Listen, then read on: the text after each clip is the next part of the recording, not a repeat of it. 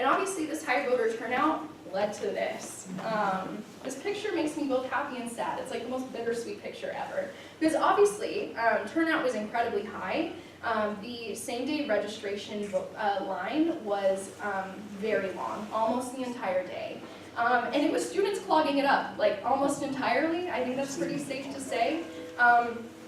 And of course, in the future, you know, we could focus more on like on proactive, like registering to vote before election day efforts.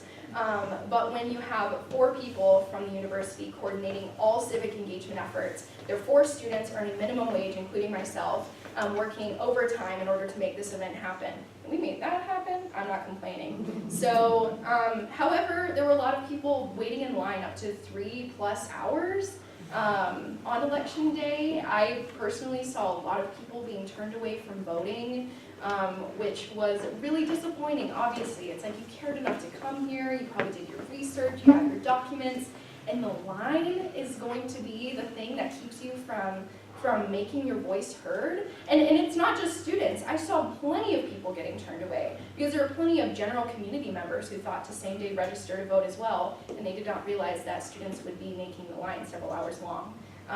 So, yeah. So you mean turned away, or they just didn't stay? No, they weren't turned away, but like they left. Okay. Yes, so I'm not saying people turned away. Thank you for clarifying that. Yeah, no, but I'm saying like they were turned off and they turned away from it. Yeah. Yes. Speaking of voting, how much effort did your group put into informing students about the fact that they could go to the courthouse the next time they were headed downtown? They could walk up the hill to the courthouse and register Yeah. and vote. Yeah. I mean, they didn't have to wait till election. Oh yeah, and we did not encourage them to do that. I was emailing out the entire student body beforehand too. I was telling them the last day they could request their absentee ballot. I was telling them the last day they could early vote, you know, where they could go. We were telling them what documents they needed. We're making it all very accessible to them. And I think a lot of students still did do that, but obviously the majority went to election day. And I think the reason for that is because usually you could same-day register to vote and vote in like a very short period of time. Like I did it in like 10 minutes my first time voting, which was really easy. And so that's what people are hearing from their friends, is like you can register to vote and vote on the same day in around 10 to 15 minutes. And I think if they knew it would have been like this, none of them would have same-day registered. I think it was just the fact that they were basing it off of what had happened previously. So I think we should point out that not only did we have the highest percentage of registered voters voting this year, we also had the highest number of people taking advantage of registering and voting Yeah. early. What was the number? Do you remember? No. There was 4,700 absentees. What? 4,700 absentees. Okay. That wasn't all in, I mean, that was Yeah. overall, Yeah. complete county from beginning absentee through early voting. Yeah. Yeah. That's But I mean, I think that's a major, can be a major focus because we are making it easy. Yes. You can vote at your convenience early, a week, a month before. Yeah, I think it was just they viewed same-day registration with just such ease. And I think for a lot of people too, obviously, as we acknowledge, like this was an election really unlike any other. There were a lot of people mobilized to engage that had never been interested previously. And so those people really didn't have like a foundation of what they could do before or anything like that. And so I think they liked the excitement of voting on election day too. I love the excitement. I will always vote election day. Wait hours to get my sticker. But yeah, no, I agree with you. I think there's always more we can do in terms of proactive measures. And we did the best we can, but it's really so hard, like I said, when you have 4 people, 4 students who are doing everything they can, but we're definitely limited to a certain capacity. Yeah. Do you have any thoughts on how useful a early absentee voting station at the Commons would be? I think that'd be amazing. I really do. Yeah.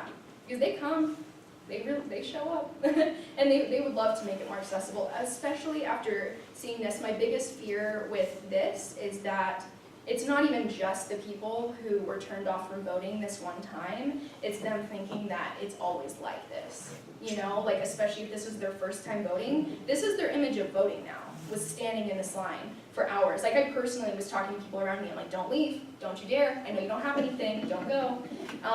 And like, I don't blame them. If they view this as being like a 3-ish hour process, you know, in the future, then, well, no, I do blame them, but they should engage no matter what. But you know what I mean? Like, that is a reasonable assumption for them. So I think that would be amazing to engage our students. And I think there are a lot of things we can do. So I kind of broke it down into 3 pillars of voter education, voting accessibility, and our actual like message and process, like the core of what we're doing. Because I think we can all agree, y'all are doing so many amazing things. Are you kidding me? I'm preaching to the choir right now.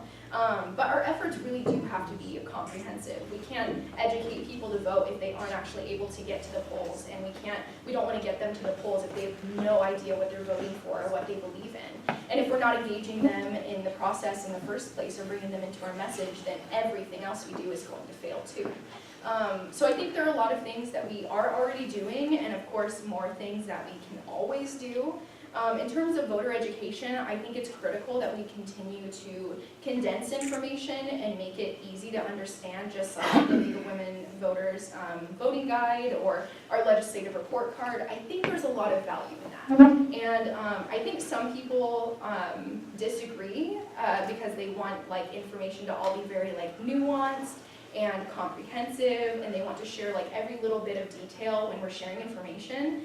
And while you and I probably like that, most people don't have the time on a day-to-day basis to read like everything available to them, and it is important to have those like condensed voting guides. Yeah. I was curious about your legislative report card. Did you focus it just on legislation that had to do with education? And yeah, higher education. okay, and higher education, and so did you go through every legislator and how they voted on these various bills? Is that how you did it? Yeah, we went through painstakingly. We went through the minutes of all of the bills. Yeah, it's not fun, but it happens. Yeah. Actually related to the same question, is that up on your website? Yeah, I'm It curious. is. Yeah, it is. I really wish I had some of the graphics here with me right now. So if you go onto the ASUI Facebook page, is usually like an easier one to access it on. It should just be a few posts down, and it's a post with our social media graphics. We uploaded them just like all in one post. And then if you go into the comments, this is my favorite part is the full report. Which is beautiful. It's beautiful. So I definitely recommend looking at the full report in the comments. And then even when we were posting that, we were also posting in like a link for people to go to the legislature website and find out what their district is. You know, it's those little things that can be barriers that we don't think of. Like we know what our district is, our voting district, obviously, but a lot of people don't, and that's not very common knowledge. And I think it's easy for us to get in a bubble. I even do it sometimes of like assuming people know these things, but it's thinking ahead of like a lot of people probably don't know what their district is. This report card won't be helpful for them. They won't know which district to go down to. So just as another thought. Yeah. So one student asked me, I'm registered in some other county, can I go? So that kind of information could go out right at the beginning. I said, Yeah. oh, you have to register here. Yeah. So when they start school, you know, if they're intending to be here during elections, Yeah. they could register. Oh, I agree. So it's something they need to know. How Yeah. did they know that? They didn't. And another thing too is I know students' financial aid can be impacted by changing their registration. The specific example I know is if they're from Alaska. I'm not, is that the only one? I think so. That's what I thought. Okay. And I am not saying this is malicious in any way.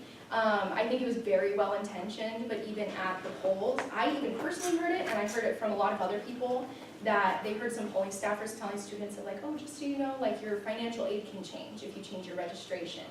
And yeah, and that's, We were trained. Just I Alaska. heard it, yeah. Just Yeah. Alaska. Yeah, and I think other times they were specifying Alaska. The one I heard, they just said in general. And I don't think that's malicious. I don't think they were trying to get students to not engage, you know, in the process whatsoever.